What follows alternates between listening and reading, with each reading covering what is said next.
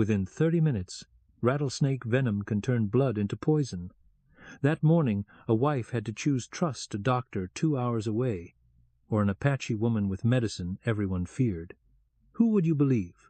The September sun hung 3 fingers above the mesa when Martha heard the rattler's warning too late. She was hanging wash behind their adobe house, thinking about the empty larder and Thomas's promise to ride to Socorro for supplies. The snake struck before she could step back, its fangs finding the soft leather of her husband's boot as he rounded the corner with an armload of mesquite. "Jesus and Mary," Thomas breathed, dropping the wood. The rattler coiled and struck again, this time catching his ankle above the boot line. He stumbled backward, his face already pale with shock. Martha grabbed the iron poker from beside the outdoor fire pit. The snake writhed away into the sage, but the damage was done. 2 sets of puncture marks wept blood through the torn cotton of Thomas's sock. "Get me inside," he said, his voice steady despite the tremor in his hands. "Send Joaquin for Doc Henley." She helped him hobble through their door, noting how the church bell was striking 9 later than usual for old Father Miguel's morning prayers. Thomas collapsed onto their rope bed, and she pulled off his boot to examine the wounds. Already the flesh around the bite was swelling, taking on an ugly purple hue. "Joaquin!" she called to their neighbor's boy, who was leading goats past their fence. "Ride fast to Mesilla, bring the doctor! Ride fast to Mesilla, bring the doctor!" Socorro was where Thomas had promised to fetch supplies, but Mesilla was closer and held the only physician for 50 miles. The boy nodded and spurred his burro toward the main road. Martha returned to Thomas, who was now shivering despite the warm morning.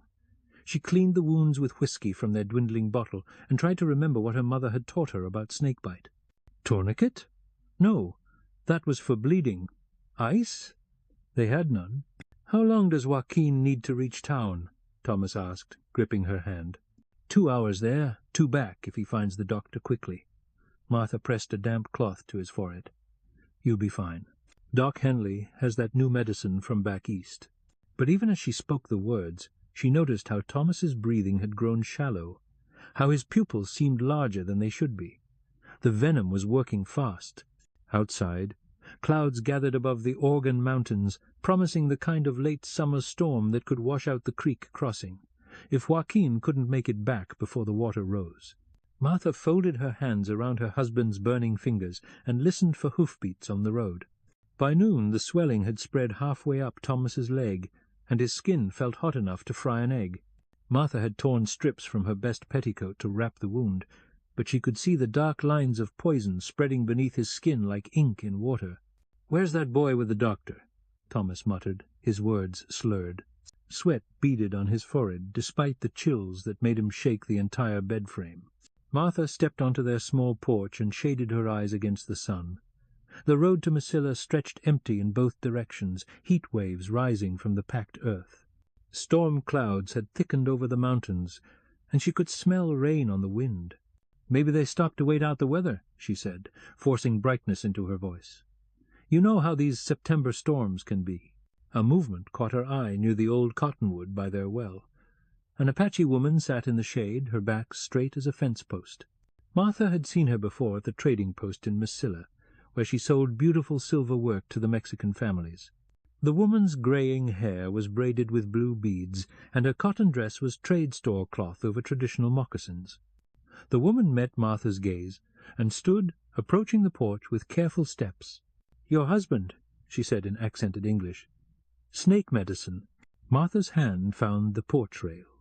She'd heard the stories, Apache knowledge of desert plants that could heal or kill, remedies passed down through generations of surviving in this harsh country. But she'd also heard other stories about settlers who trusted the wrong medicine and paid with their lives.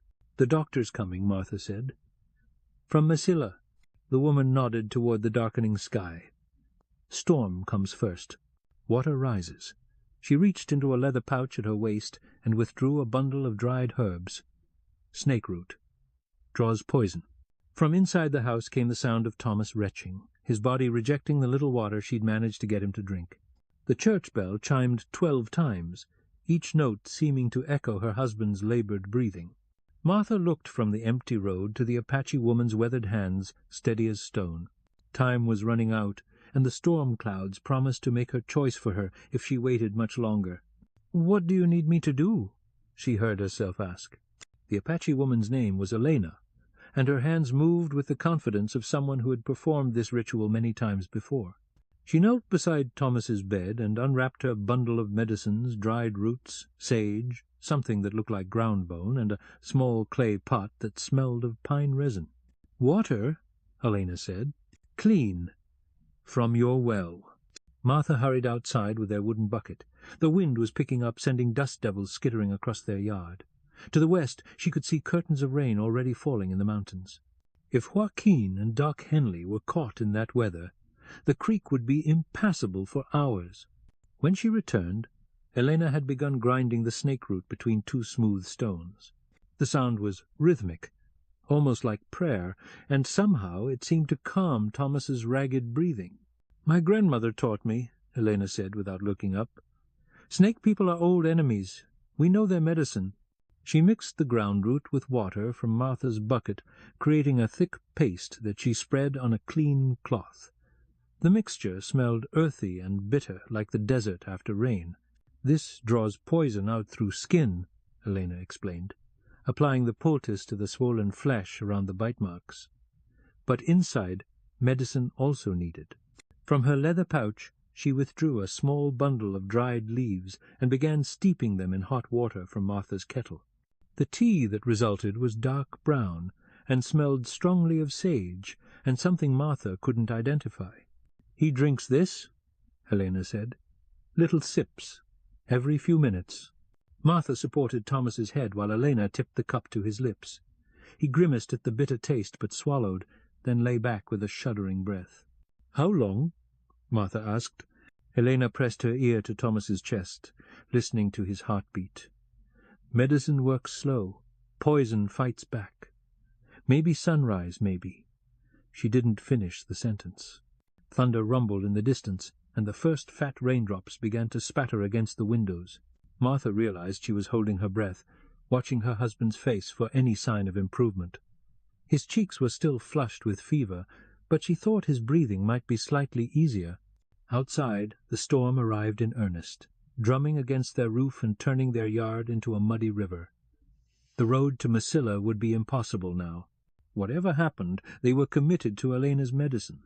Martha reached for her husband's hand and felt for his pulse, still rapid, but perhaps not quite as thready as before. She caught Elena's eye across the bed, and the Apache woman nodded slightly.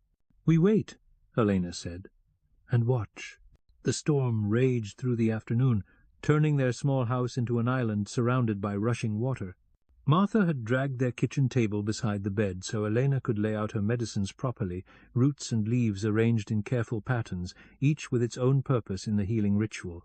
Every 30 minutes Elena prepared a fresh poultice for the bite wounds. Martha watched the Apache woman work, noting how she tested each mixture on her own wrist first, checking the temperature and consistency. There was nothing careless about Elena's methods. Every gesture spoke of knowledge earned through years of practice. "The swelling?" Martha said, as Elena unwrapped the old bandage. "It looks." "Less," Elena confirmed. "Poison moving out, but fever still fights." Thomas had grown quieter as the afternoon wore on, his mumbled complaints giving way to deep, exhausted sleep. Martha found this silence more frightening than his earlier groaning. She pressed her hand to his chest and felt the rapid flutter of his heart beneath her palm. Elena mixed a new batch of bitter tea and woke Thomas just enough to get him to swallow a few sips. His eyes opened briefly, unfocused but aware enough to squeeze Martha's fingers. "Doc coming?" he whispered. Soon Martha lied. Through the window she could see that their yard had become a lake, with only the tops of their fence posts visible above the muddy water. No one would be traveling tonight. Elena began to hum softly, as she worked not a song Martha recognized, but something that seemed to match the rhythm of the rain on their roof. The Apache woman's voice was surprisingly sweet, and Martha found herself matching her breathing to the melody.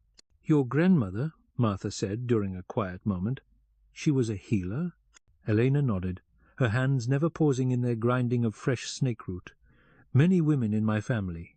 Plant knowledge passes mother to daughter, like your people pass reading and writing. Where did you learn English? Mission school, long time ago, before the soldiers came to Canyon de Chelly. Elena's voice carried old sadness. My husband wanted our children to know both worlds. White world, too, for trading.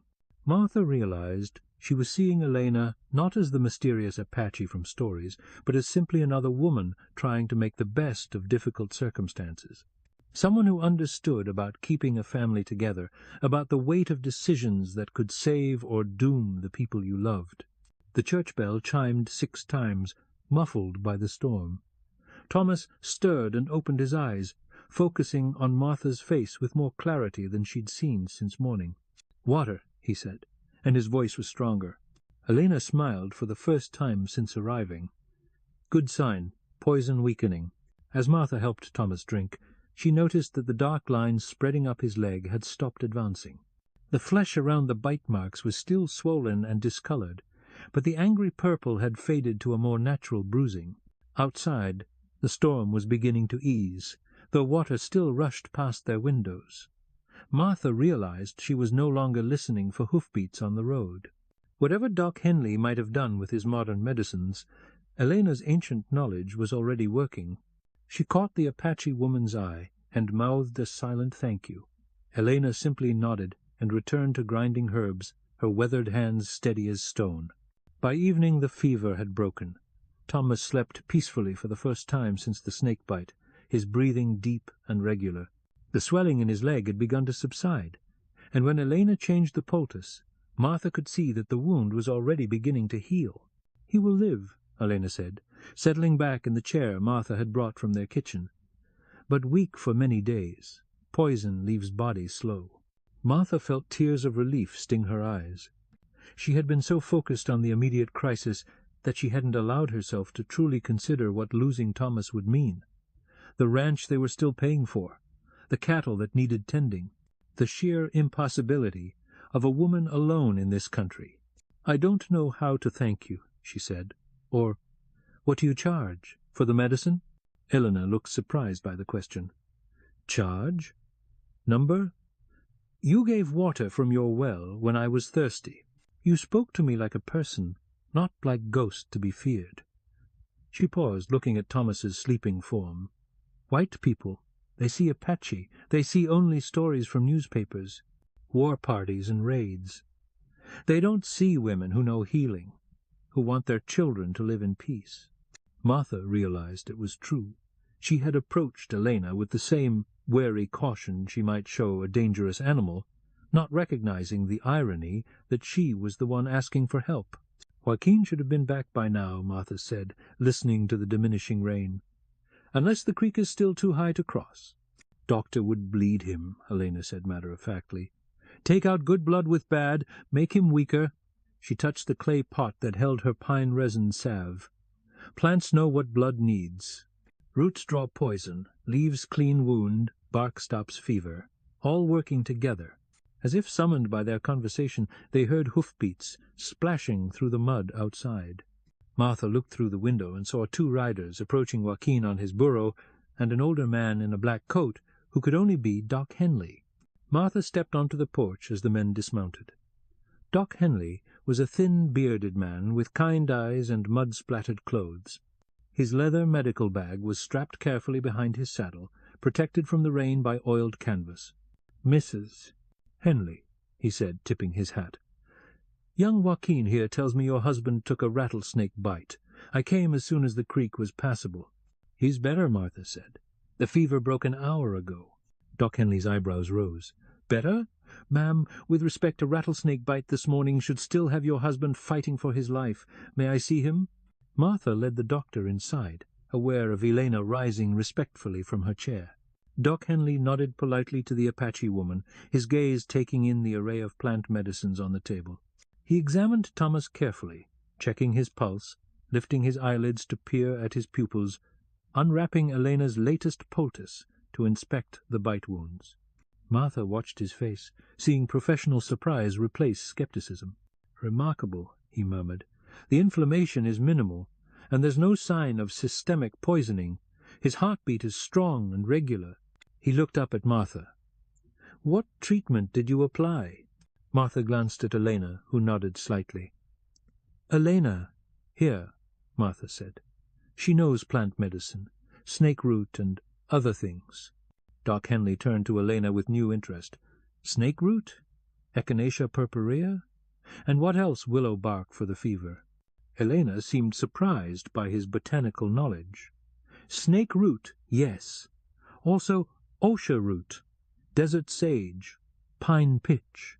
She pointed to each bundle in turn. "And tea from desert willow." "Fascinating," Doc Henley said. "I've read about these applications in some of the new medical journals. There's growing interest in traditional remedies. Some physicians back east are beginning to study native treatments more seriously." He reached into his medical bag and withdrew a small brown bottle. "I brought a trial serum from El Paso, one of those experimental preparations the medical journals are buzzing about. But, truth be told, what you've already done here may be just as effective."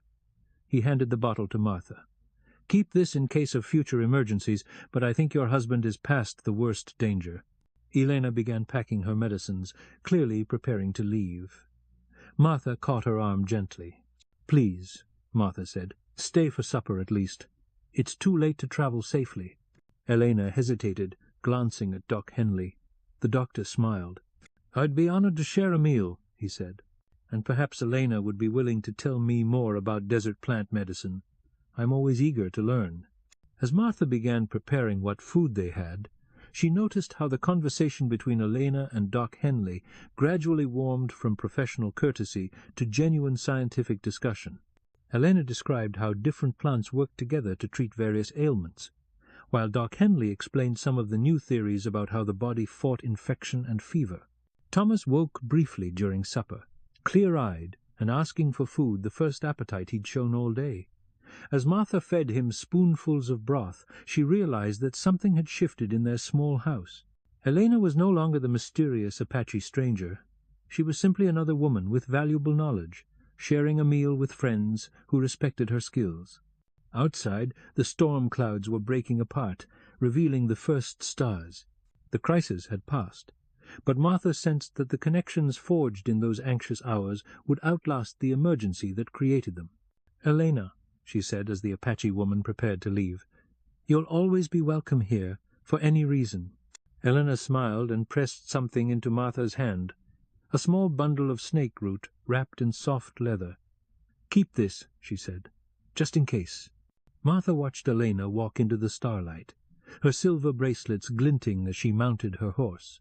Tomorrow would bring the ordinary challenges of ranch life, but tonight had proven that survival sometimes depended on being willing to trust knowledge that came from unexpected sources. She turned back to her husband, sleeping peacefully in their bed, and realized that Elena's medicine had healed more than just a snakebite. It had shown her a different way of seeing the world, one where wisdom could come from any direction, and healing was possible if you were brave enough to accept help when it was offered. 3 weeks later, Thomas was back on his feet and strong enough to ride to Socorro for the supplies they still needed. The bite marks had healed to small white scars, and the only lasting effect was a slight stiffness in his ankle on cold mornings. Martha had seen Elena twice more once, at the trading post in Mesilla, where they exchanged polite greetings, and Elena asked after Thomas's health, and once when Elena brought her daughter to trade silver jewelry for winter cloth. Both times Martha felt the quiet satisfaction of a friendship that had been tested and proven genuine. Doc Henley had stopped by the week before to check on Thomas's recovery. He'd brought a medical journal from back east that discussed traditional remedies, and he'd asked Martha to give it to Elena the next time she saw her. "There's more wisdom in that woman's little finger than in half the medical schools I know," he'd said. "I just hope more doctors will start recognizing that healing comes in many forms." Now, as Martha hung laundry in the same spot where the whole crisis had begun, she thought about how differently things might have gone. If she had refused Elena's help out of fear or prejudice, Thomas might not have survived the night. If Elena hadn't been willing to trust a frightened white woman with ancient knowledge, a good man would have died needlessly. She folded Thomas's mended shirt and placed it in her basket, then looked toward the old cottonwood by their well. Sometimes, when the wind was right, she could hear the faint sound of Elena's humming carried on the desert air, the same rhythm she had used while grinding medicine and keeping vigil through that long, storm-filled night. The Apache had blown medicine and held her heartbeat, as the old stories said. But more than that, Elena had shown her that healing was possible when people were willing to see past their fears and recognize the wisdom that lived in unexpected places. Martha picked up her laundry basket and walked back to the house, where Thomas was mending harness leather on their front porch. He looked up as she approached and smiled the same smile that had convinced her to marry him and follow him to this harsh, beautiful country. "Everything ready for the trip to Socorro?" she asked. "Just about," he said, testing the strength of a repaired rein. "Though I was thinking maybe we should stop by the trading post first. See if Elena has any more of that snake root. Never know when we might need it again." Martha nodded, remembering the small bundle of medicine Elena had pressed into her hand. She kept it in their kitchen cabinet, wrapped carefully in clean cloth, not just as protection against future snake bites, but as a reminder of the night when two women from different worlds had worked together to hold life steady against the forces that would steal it away. In the distance the church bell chimed 3 times, marking another peaceful afternoon in their small corner of the territory. But Martha would always remember the urgency of that morning bell, counting out the minutes of a crisis that had tested everything she thought she knew about trust, healing, and the unexpected places where wisdom could be found. If you'd like more stories like this, stay a while. I'll tell the next one tomorrow night.